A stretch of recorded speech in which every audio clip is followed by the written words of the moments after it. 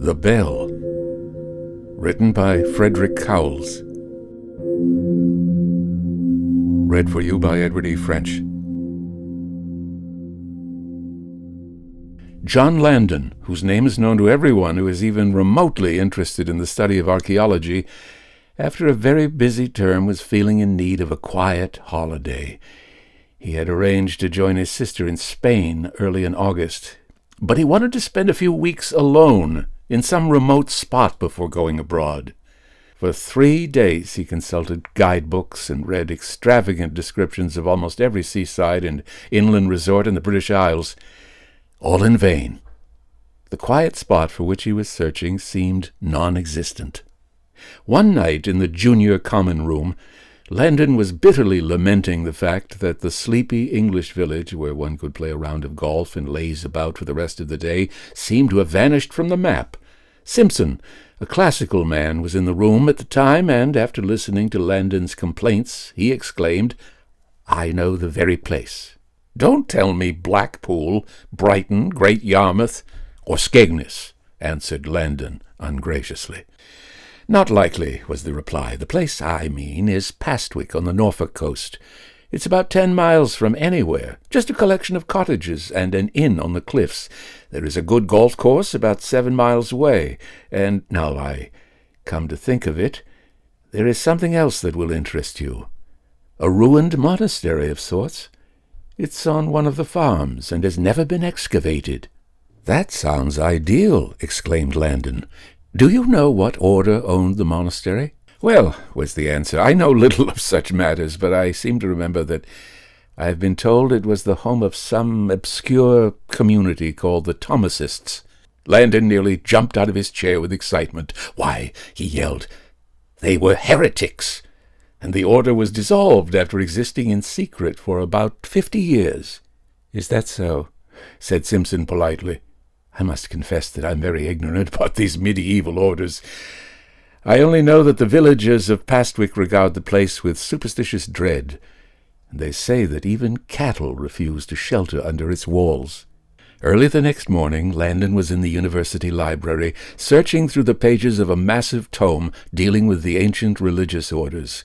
He found a brief note about the Thomasists and copied it down for reference. The information was concise and to the point. Thomasists, an order founded in 1313 by Thomas de Morton, a renegade Franciscan friar. He gathered about him 16 disciples, male and female, and the community built a house on the Norfolk coast, far away from any town or village. In 1361, owing to reports of the unseemly conduct of the members of the order, the Bishop of Norwich attempted to visit the monastery. He was refused admittance, and subsequently declared before an ecclesiastical court that the order was unauthorized and had existed in secret for nearly half a century. 6 months later the bishop went down with an armed company and forced his way into the house. A terrible state of affairs was revealed.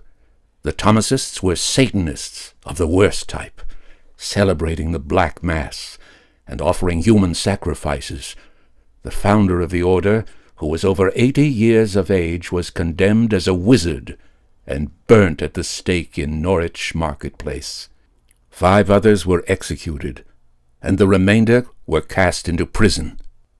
Landon was at Pastwick by 6 o'clock that evening, and had secured a room at the only inn the village possessed. It was a poor little place, very primitive in its appointments, but comfortable and clean. On the whole, Landon was satisfied, more especially as he was the only guest in the house. The landlady cooked him quite a presentable dinner, and, after the meal, he determined to walk out and see the monastic ruin. But first he must ask for directions, so he rang for the landlord. "Isn't there some sort of a ruined monastery near here?" he asked that worthy man. "There is, sir," was the answer. "It is on the cliffs to the right as you leave the village, but it isn't a nice place. If you want to see it, sir, I should advise you to go in the daylight." "Why? What is wrong with the place?" queried Landon. "I don't rightly know, sir," the landlord replied. "But I wouldn't go up there at night for a pension, and no one else in the village, not even the parson, would go there after dark. It stands on Farmer Mason's land, but it's of little use to him. He stores some of his ploughing machines in the chapel, but neither horses nor cows will stay in the place. Years ago they tried to make part of it into a ship, but the animals broke loose each night and galloped around the field as if they had gone mad. This information only made Landon more eager to see the ruin, and, although it was past 8 o'clock, he swung off along the road.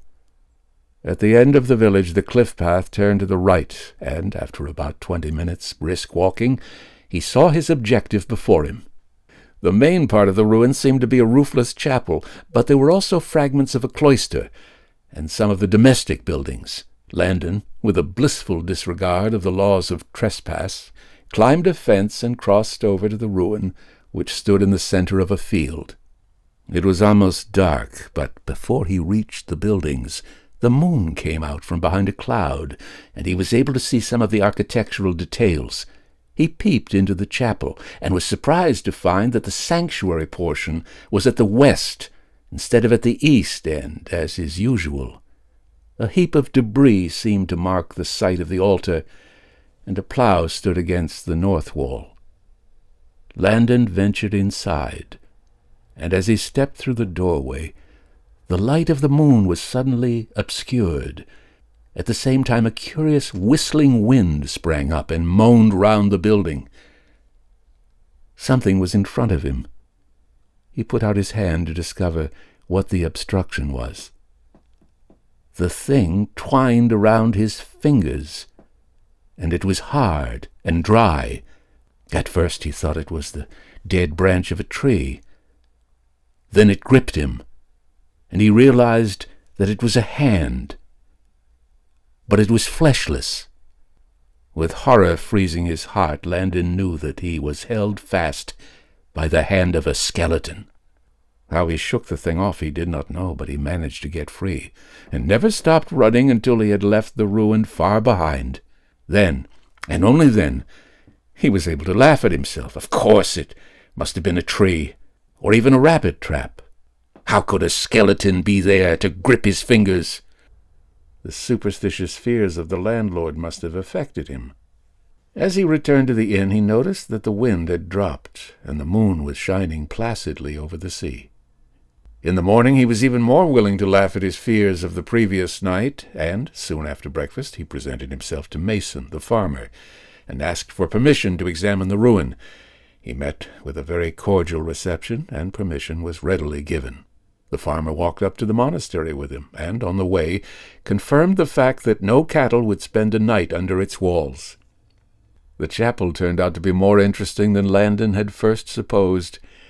The heap of debris under the west window certainly marked the site of the altar, and his mouth literally watered at the prospect of clearing it. Mason not only gave him permission to excavate, but also supplied Landon with a pick and shovel. Within a few minutes the archaeologist had his coat off, and was busy removing the fallen masonry. By lunchtime the altar slab was laid bare. It was broken across the middle, and Landon noticed that it lacked the usual 5 consecration crosses.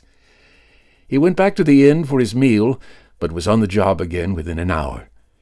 Gradually, as the front of the altar was cleared, a rough carving came to light. Landon felt a moment's terror when he saw the thing sculptured in the stone had the hand of a skeleton. At last the frontal was wholly revealed, and the excavator stepped back to see the result of his labors. The carving was even more horrible than he had expected. It was a squat figure, something between a man and an ape, with a hideous head out of all proportion. A monk's robe enveloped the form, and only one hand was visible, the fleshless, bony hand of a skeleton. It was a sickening sight, and Landon wondered what on earth the object of such a monstrous carving could have been. Having got over the first shock of finding the hideous thing, Landon went on with his digging. He wanted to clear the gospel side of the altar. Suddenly his spade struck something that gave out a metallic sound. He went down on his knees and scratched the soil away. In the hole was a small cup-shaped article which, at first, he took to be a vessel of some kind. On closer examination it proved to be a bell, with the tongue missing. It was covered with engraving, but the thing was too corroded for any letter or figure to be made out. The metal appeared to be copper. Feeling very satisfied with his day's work, Landon reported at the farm, and, being an honest man, showed Mason his find. The farmer regarded the thing dubiously, and seemed quite relieved when Landon suggested he should retain it for the time being to examine it more carefully. In his room at the inn, the archaeologist gloated over his treasure. Scrubbing it with a nail brush did nothing to remove the corrosion, but the landlady was able to supply a bottle of spirits of salts. The acid soon made an impression, and after an hour's steady rubbing, the bell was almost clean. It was certainly of copper, and round it, cut deep into the metal, was the same hideous figure that was carved on the altar in the ruin. There was also an inscription. A few extra rubs made the letters clear, and Landon was able to read, "Posverent in lacci inferiori in tenebrosis et in vimbra mortis." They cast me into the lower lake, into the shadow of death. "That's a queer inscription," he exclaimed aloud. "Posverent in mi lacci inferiori in tenebrosis et in umbra mortis." They have laid me in the lower pit, in the dark places, and in the shadow of death. Sounds like a verse from one of the Psalms. Just then the dinner gong went, and Landon, who was always punctual for meals, stowed the bell into the pocket of the coat he was wearing and hurried downstairs. The landlord was serving the vegetables, when suddenly he stopped, and his eyes goggled in his head. Landon became painfully aware that the man's horrified glance was focused upon the pocket where the bell was resting. He put his hand down to it. Yes, it was still there. "What is it?" he exclaimed. "Your pocket, sir," the man stammered apologetically. "It must have been my imagination, sir. I thought I saw the skeleton of a hand sticking out of it." Landon was annoyed. He was also a little bit perturbed. Again he put his hand gingerly into his pocket, half expecting that bony fingers would grip his. Only the bell was there. "Some trick of the light, I expect," he said to the landlord. "I can assure you that I do not carry skeletons about with me." After the meal he went back to his room and again examined his find. Then a great desire came upon him to hear the sound of the bell. He struck it with a coin, but the result was disappointing. He tried knocking it with a wooden shoe-tree, but it was no better. Not to be beaten, he went down to the landlord and asked if the man had a tool-shed or workroom. His host, ever willing to oblige, conducted the visitor to a quite well-equipped little workshop, and there Landon found what he required. With a small piece of solid metal and a tiny length of brass chain, he fashioned a tongue for the bell and fixed it in position. He did not attempt to ring it in the workshop, but carried it upstairs again in triumph. Closing the door carefully, he stood by the bed and shook the bell gently. The result was astounding. At first there came a soft, silvery sound. This swelled louder and louder until at last it seemed as if a great church bell was ringing in the room. At the same time the wind sprang up and howled about the house like a soul in torment. Landon was badly frightened, and he put the bell down on the dressing-table and fled from the room. Feeling that he must have company, he joined the villagers in the public bar. They were all discussing the sudden storm. Landon bought drinks all round, and the time passed quite pleasantly until 10 o'clock. By then the wind had dropped, although it still moaned softly. Landon was tired, and instead of taking his usual walk, decided to go straight to bed. Immediately he entered his room, his fear returned. The sound of the bell seemed to be still vibrating in the air, although the thing itself stood quietly on the dressing-table. He undressed and got into bed, and tried to settle down to sleep. Then the wind rose again, and shrieked about the place. Presently he heard another sound. It was like something tapping on the window. Landon's nerves had already been shaken by the events of the day, and he buried his head in the bedclothes, trying not to listen to the sound. It was no good. He knew for certain that sooner or later he would have to get up and see what was tapping at his window. Another 10 minutes or so passed, and the tapping grew more insistent, whilst the sound of the bell became louder. He could stand it no longer, and with a mighty effort of will, leaped out of bed, crossed to the window, and pulled the curtains apart. It was there, just as his heart had known it would be, the thing that was carved on the altar and graven on the bell. Its hideous head lolled from side to side, yellow, malignant eyes glared at him, and those white skeleton fingers tapped on the glass. Landon was not a religious man, but in the excess of his fear he sank to his knees and began to mumble prayers. When he raised his head again, the thing had vanished. Somehow he crawled into bed and, in a sweat of terror, waited for the horror to come again. Only when the first rays of the dawn brought a sense of security did he drop off into a fitful doze. He was late breakfasting. In fact, he had only just sat down to the table when the landlord announced that Mason, the farmer, would like a word with him. As soon as the man entered the room, Landon could see that something had given him a fright. "Sir," the farmer burst out, "something terrible has happened up at the chapel. A man, evidently a tramp who took shelter there last night, was found dead in front of the altar this morning." "A fit, or something like that, I suppose?" asked Landon, trying to make his voice sound as casual as possible. "No, sir," was the reply. "Nothing of the kind. The fellow's throat was simply torn to pieces." Landon had an uncomfortable vision of a skeleton hand tapping at his window, and fingered his own throat tenderly. "The police have taken the body," went on the farmer, "and there will have to be an inquest. But what on earth could have caused such wounds?" "Nothing on earth," replied Landon. That morning the archaeologist went up to the chapel and buried the bell where he had found it, after carefully extracting his homemade tongue. The police would not allow him to shovel back the debris over the altar until after the inquest, and for that he had to wait another day. That night passed quietly enough, and in the morning the coroner and his jury decided that the tramp had been gored to death by some large animal. A verdict of death by misadventure was returned. Landon, with Mason's help, covered the altar again, and hid the obscene and hideous carving. The farmer had the entrance to the chapel boarded up and strong wire netting placed over the windows. That finished Landon's quiet holiday at Pastwick. But he was a thorough man, and determined to make every effort to get to the bottom of the mystery. He went to Norwich, where he consulted the librarian of the cathedral, who happened to be an old Cambridge man. The original records of the proceedings of the consistory courts prior to the Reformation were not in existence, but there was a 15th century copy of the local heresy trials, and this went back to the year 1340.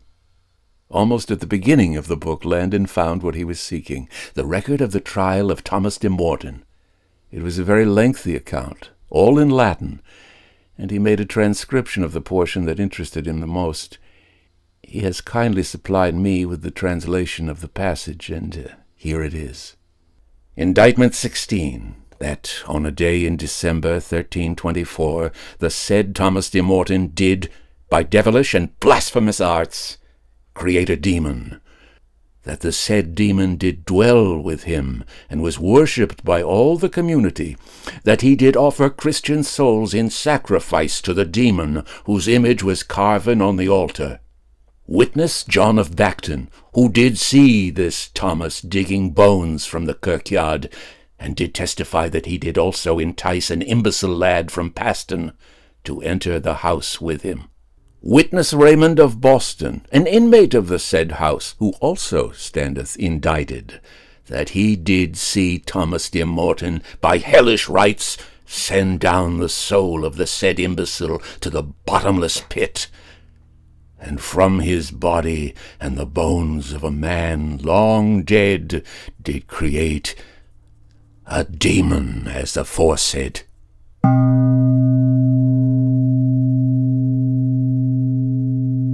The end. The Bell was written by Frederick Cowles and read for you by Edward E. French.